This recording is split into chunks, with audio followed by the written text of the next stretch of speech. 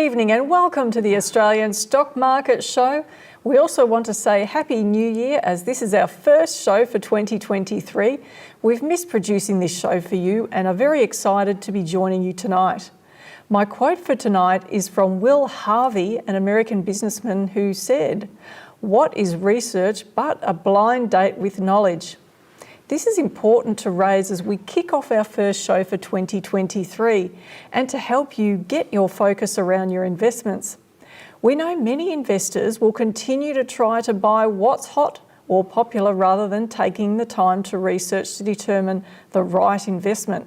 So if it is wealth you want, remember that a blind date with knowledge is far less daunting than any other kind of blind date, and doing proper research is likely to increase your rewards. That's why you're with us tonight. What a relaxing way to do your research.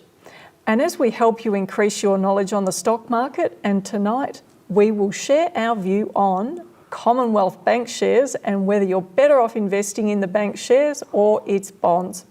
Hello, I'm Janine Cox, your host for tonight, and joining me is Dale Gillham, and we're Australia's most trusted stock market educators.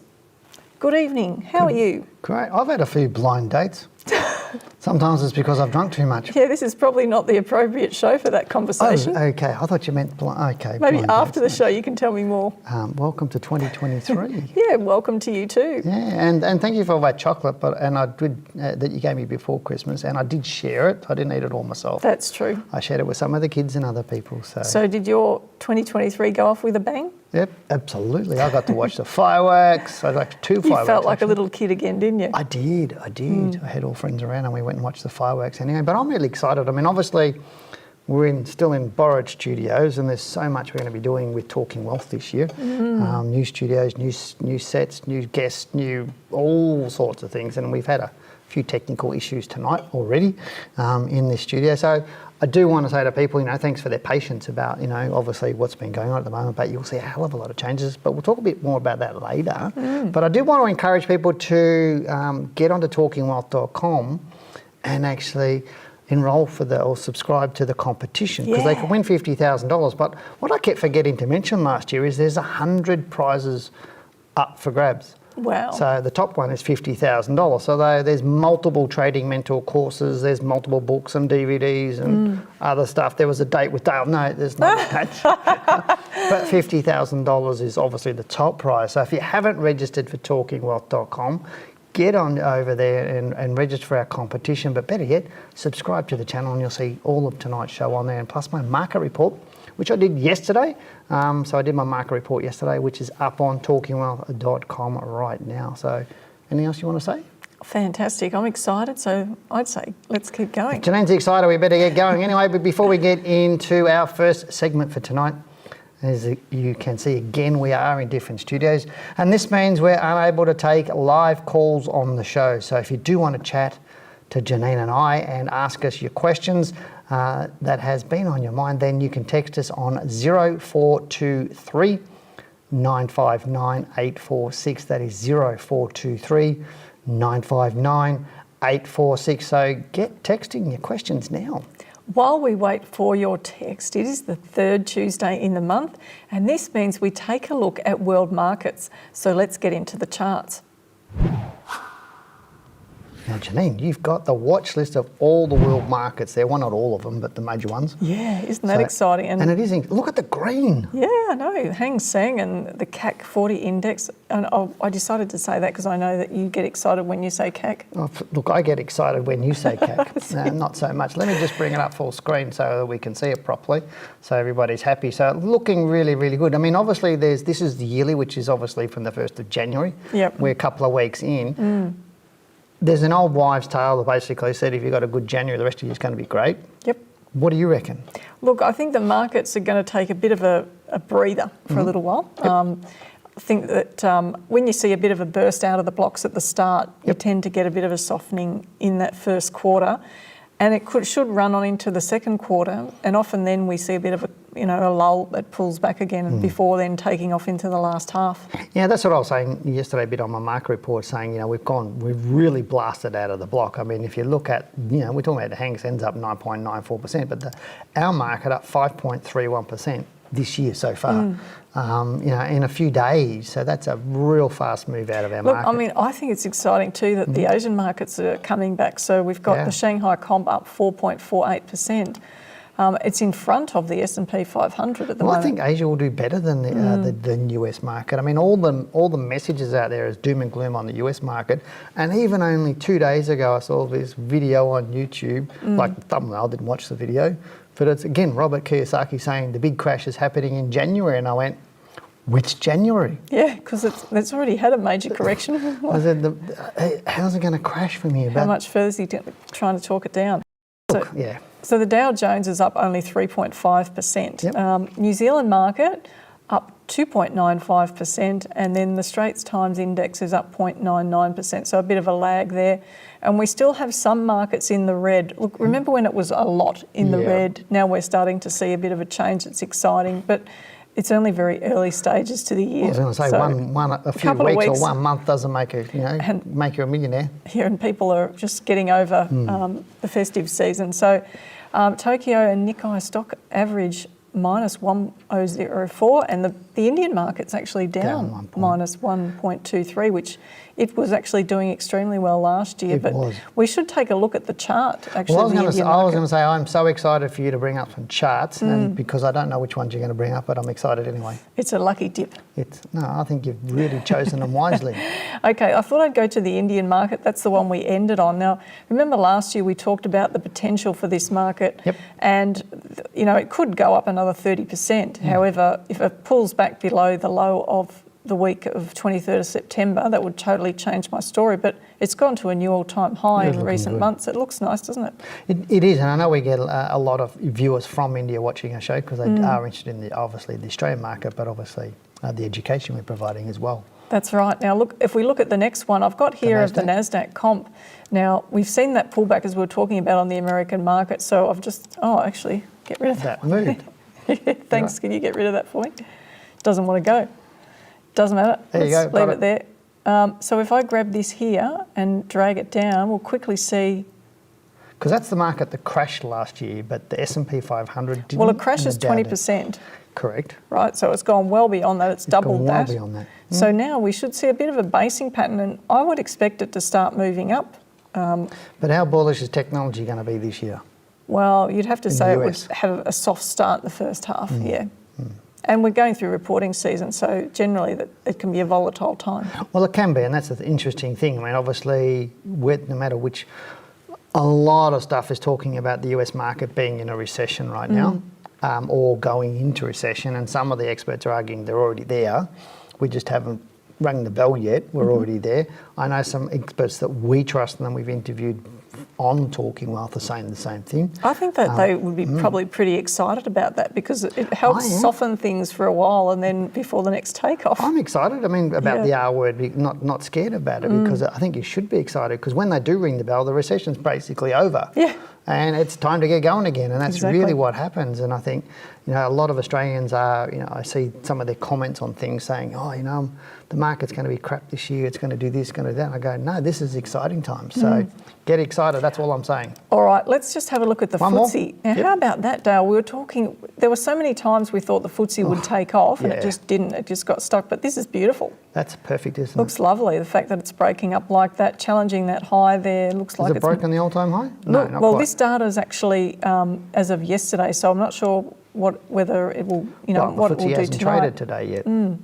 But we may see it continue through, but then you'd think a big week like that, let's just have a look at the percentage rise that we've seen here. I'll just grab that little measure there and that's 5.5%. That's massive. Yeah, for the month. So really nice there on the FTSE. I mean, it's going to measure it with our market. We've gone up over 5% too, so it's a massive, massive move. And it's like, is it there's been a pent-up demand of cash sitting there and they're just waiting for a good time to get into the market? What is it?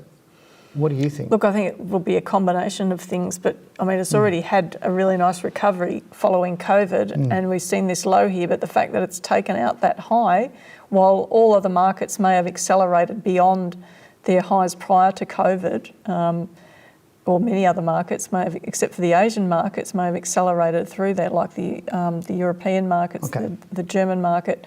This one's just a bit of a lag. We've seen here. So basically what we're saying, just to summarise it, is whilst a lot of these world markets have taken off like a rocket, including ours, and this is sort of what I was saying on the market report yesterday, is the speed of our market at the moment is very fast. It will slow down over coming weeks a little bit, and it's not going to. I'm not saying it. I was saying it's not going to fall away. It's just going to slow down a little bit. Because it's like, you know, in any race, a lot of people start off with a bang and then they slow down after they start losing their breath. Same sort of thing. So we're saying that the same with these sorts of markets. Anything else you want to go before we? No, I think that's great. Okay, so then move on, Janine. All right, that is it for our thoughts on world markets. Okay, now before we get into our first email of the night, I did want to remind everyone that our last full live show was aired on YouTube in mid-December. And if you are watching this show on YouTube, you'll only see the first 30 minutes of this as an expanded 75-minute show that we're doing tonight. Now, if you are watching on talkingwealth.com, then you'll see the complete program uninterrupted. Now, we have made this change in response to your request for more. So if you do like our show and you are watching us on YouTube, then you will need to head over to talkingwealth.com, register so you can see the show in full, either live now or in the recording of the show. Now, let's get into the first question, Janine. That's exciting, isn't it? Our first question is from Wasim. Hi, Dale and Janine. Watching the show since it started, and I regularly ask questions regarding my portfolio. I bought VUL at $10.70 and MNS at 55 cents, but since the start of 2022, it's been downhill, and I'm getting frustrated now. What's your opinion on this? Thank you, Wasim. Well, let's just have a look at the charts and see what that indicates. Well, I think both of the stocks have been going down on him, not just one. So, you know, to me, you've got to look at it, why he bought the stocks and what analysis he did around buying those stocks at the particular time he did, and why he's still hanging on to them. They're the other questions. But that's important. Are you going to bring up VUL, are you? Yeah, so look, on the chart there on the left-hand side, I've got the monthly chart, which we can see that it's really been struggling for a while. So just to get an appreciation for how far this stock has fallen, it's been down around 70% from its high. So it looked incredible when it was rising, but obviously it's, you know, stocks will, like this, lower liquidity stocks can actually come down as fast as what they rise. So on the right-hand side of the chart, you can see that I've got the weekly chart there, and this is where the price that he gave us, where he purchased the stock. So we bought it sort of the first half of 2022 when it was... Not sure whether it was December 21 or whether it was at this point here in April 22, but that's where that price is. Somewhere here through that period there he's bought, and it's fallen 35% according to where it is currently this week. So and he was down a lot more. He was down a lot more at one stage, but it's coming back a little bit, but really just looking at it, it needs to get through at least $8.10 before we know anything. Doesn't look very bullish to me. Even though it's above that low, it just, the kind of pattern it's making just does not, it doesn't excite me at all. No, but I mean, the one little grain of hope that he's got there is the fact that it's just come up from this low here. Now, I mean, if it were to trade below that point there, I'd really be concerned about where it's going. But is that a result of the market being a little bit bullish the last couple of weeks too, and people sort of jumping in on it? Because I know I've had a couple of people asking me about this stock on emails and asking me about it. So maybe it's a stock that's been chatted about in the chat. Well, let's have a look at the volume. Look at the volume's been dropping over time. So, you know, when it's going sideways, that's actually a good sign, the fact that the volume's doing what it's doing at the moment. Okay, so therefore, so at this point in time, what would you advise? I would not, I would advise him to stick with whatever plan he had, which, you know, this is the thing, he hasn't done it. And get a stop loss. Get a stop loss would be a good one. The second thing is decide where you're going to exit now. So if you didn't have a plan, it's important just to draw the line in the sand and decide that's it. If it goes down to that point, then I'm not going to hold it anymore. If it rises from here, well, obviously you would just continue to try to manage it up. Okay, thanks Janine for that. Now we've got a text, and this one is from Daniel, and Daniel is asking about WBT. So if you want to bring that up, Janine, that'd be fantastic. It says WBT run very nicely recently, breaking past resistance over $4. So let's go and have a look at WBT. Yeah, look, Weebit Nano Limited. So obviously this is another smaller one. We'll just have a look at the liquidity of this share. I'll quickly put the crosshair on so we can see that. It's around 1.5 million units a week. So multiply that by the share price. It's still a small company, but okay for an individual, but still higher risk because of the volatility that sort of liquidity creates. Just looking at the monthly chart is a really good indication of the liquidity, but has improved a little bit more recently in terms of the way that it's moving. So, I mean, if you're in this stock, you would just run with it, really. Well, he doesn't say whether he's in it or he's not, and by the look of that last bar on the chart, it's come back a bit today because obviously that's the first 2 days of the week. So Monday it took off, and looks like Tuesday it's now halfway. The close is halfway down the bar, so it's not suggesting it's probably suggesting it may be a little bit weak for a week or two. But again, we don't know whether he's in it or not. If he's in it, stay with it. If he's not in it, would you get into it? I wouldn't be buying it now. That's just my comment, given the volatility of the share and how far it's pushed it higher. Okay, cool. But we do actually have another text already. We've got a text from Dave. G'day, Dave. Thoughts on NIC ready to buy, giving buy signal at $1.10. Target is $1.60 with 90 cents stop loss. So $1.60, I'm not sure about his signal at $1.10. Well, it's already done that one. And target is $1.60. Target $1.60. Yep. And he's got a stop loss, but I can't remember what the stop loss is. Are you right there? Do you need a hand? I always need a hand. It's like when I go to the shop and the shop person comes up to me and said, "Oh, can I help you?" I said, "No, I brought my wife." Oh, gee, that's frightening to hear you say that. All right, now let me just get this down here. I need a horizontal line. Where have you put them? You hit it, didn't you? Yep. All right, 90 cent stop loss. There it is down here. I gather Why would he buy an entry price at $1.10? Well, he must see something that we don't. I don't know what it is, but it'd be interesting to see what his entry was. But I mean, $1.10, I can't see anything on the monthly or the weekly chart why you would set your $1.10 as your entry price. But anyway, everybody has their own rules and everything else that they do. It's not a big deal, really, because I mean he's getting in with the momentum, which is really good. So the stock's rising, tick. The monthly chart looks interesting, tick. His target, that's pretty bullish, isn't it? Well, I'd like to know how he's got the target too, because that's quite a bullish type of target, basically from $1.10. If we do go from that line there through to here, we're talking about that's 45%. So I'd like, again, it's hard for us to tell what people are doing with their analysis and how they've got to those targets. But he may have a very good reason for that sort of stuff. But right now, as I said, I think it's nice. If you're in it, you're in it. And stay with it. It now, is. short term, it could just come back and test. You know, these sorts of stocks, when they start rising, sometimes, you know, you get the short term profit takers that try to take you know, a few percent off the table. The stock comes back and then goes off again, which it's already done once. It'll be interesting to see whether interesting. You can see the current bar again, like the last stock we looked at, it pushed up yesterday and it's come right back to where it opened yesterday. So if I go to the daily chart, you'll see that. So here's Monday.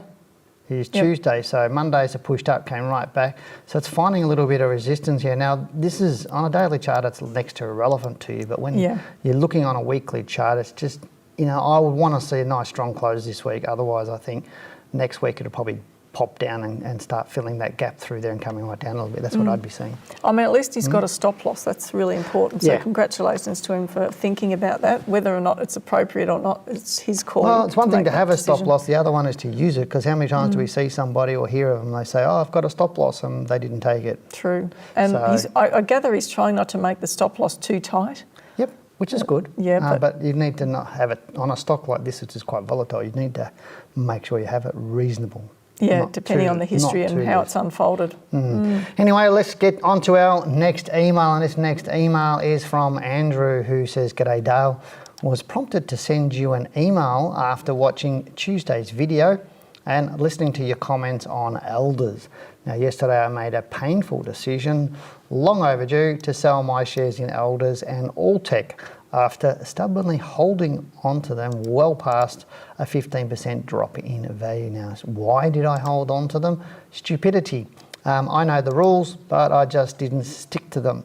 I want to thank you and Janine for your time and great shows, and for continuing to encourage and guide people in the ways of the stock market. Now, I also wanted to thank you for drumming into us the critical need to have rules, even though I didn't stick to them, with respect to these two stocks. Thanks again, Andrew. Now remember, before we answer that question, if you do have a question for us, just send us an SMS or a text to the phone number that we put on your screen. Janine? Yeah, I mean, it's been such a great stock, this one. And, you know, I think it's a good one to have on the watch list. It was just the timing of, you know, his decision that's the issue, isn't it, really? Oh, look, it is. Totally agree with you. It's the timing. And again, you know, he's, you know, been open and honest with us saying, I didn't follow my rules. So he got in and he just suffered the you know, the Well, it's down slings and arrows and 35% pains. from that high, which you would think at some point it could have the potential to recover, not necessarily now. If it trades back below this low here in January 23, it could continue to fall further. Well, we can only assume where he bought it because he didn't say where he bought it. And obviously, if he didn't take the stop loss that we normally talk about in my books and everything else, then obviously down 35%, he's now taken the advice. And I can guarantee that Andrews now feel like there's a whole weight off his shoulders, because if you've got stocks that are falling away like that and you're in a loss, it really plays on this, and it really plays on that I feel like I'm a confident trader. Because if you've got, look at your portfolio, you've got all these stocks in a loss or in losses way past where you should have sold them and you know you should have sold them, that really, if with your brain. So then how do you manage it? Like, you know, some of these smaller stocks can do this. They might go down for another month or two. Yeah, correct. So how's he going to manage that? What Well, advice he's done would that you give already. in One his is brain? you clean that up and go, okay, that was a period of time, line in the sand, don't do that again, Yep, I know that I didn't follow the rules and do the right thing. Shift, start then, again. Correct.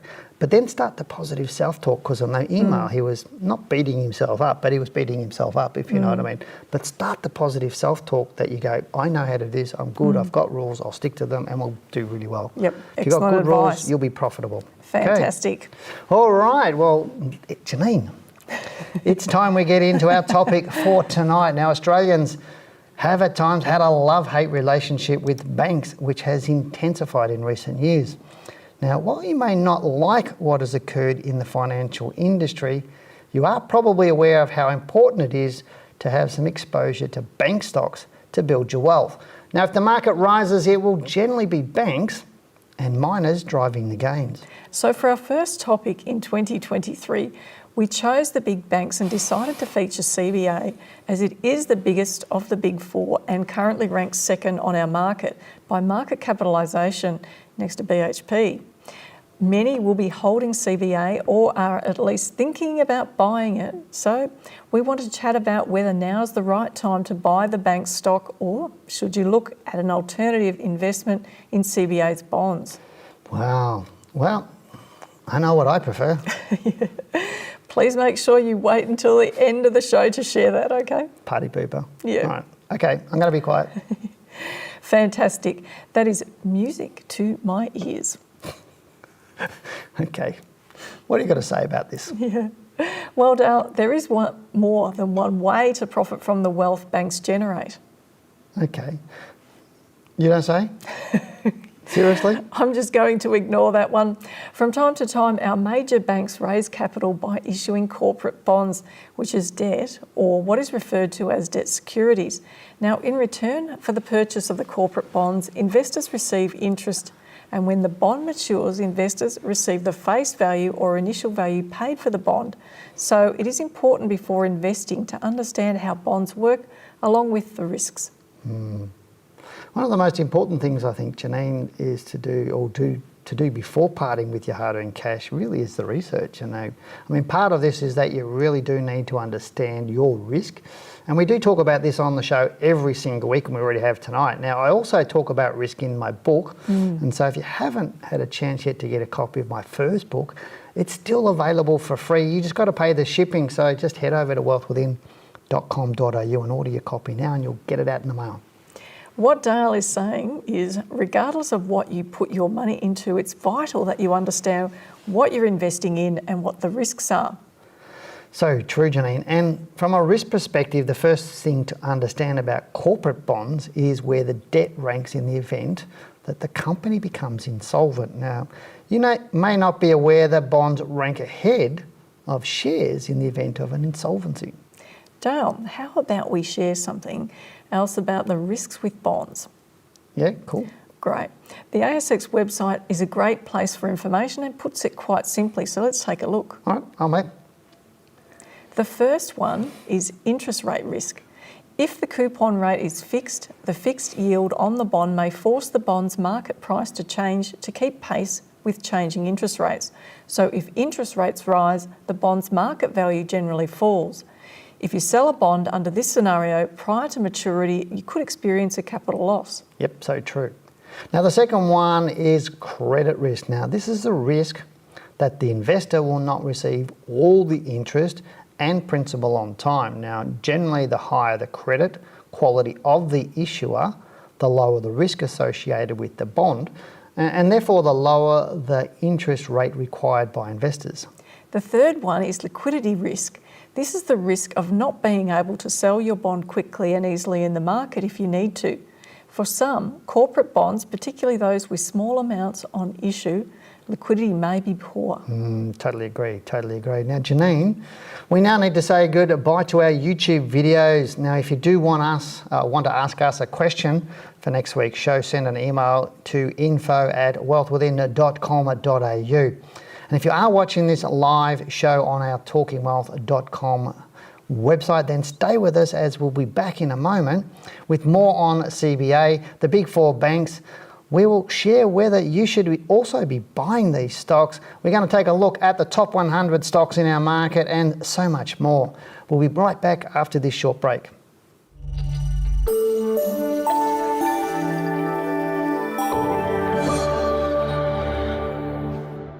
Now, early in 2022, we were told the stock market was crashing, yet this didn't occur. Now, the story is all about interest rates, inflation, and a recession, which is causing concerns for many people. So should you be concerned, or is this the time of opportunity? What I'm thinking at the moment is we're going to move somewhere up into that sort of bracket, probably somewhere up into maybe late February or maybe even into early March. If you think of a pendulum, it'll swing from one point to another point. So, for example, all this money's coming into the marketplace through our superannuation and all sorts of other managed funds, etc., all sorts of industries putting money into accounts and that. But what you're seeing is the market is if energy is getting too high and too overpriced and all the money's going in there, what happens is they stop putting money into energy and start dropping it down a little bit and putting money somewhere else. So the pendulum starts swinging to another sector on the market. And wouldn't it be nice to understand where the money's going to today, but where it's likely to go to tomorrow? Generally, the media don't get it right when it comes to the stock market. They really do want you to watch their reports, read the newspapers, magazines, those sorts of things. So they put things into it to get you to watch those. And it's not necessarily solid information. I find the best way to invest and trade the market is to ignore the noise and just look at what the charts are actually telling us.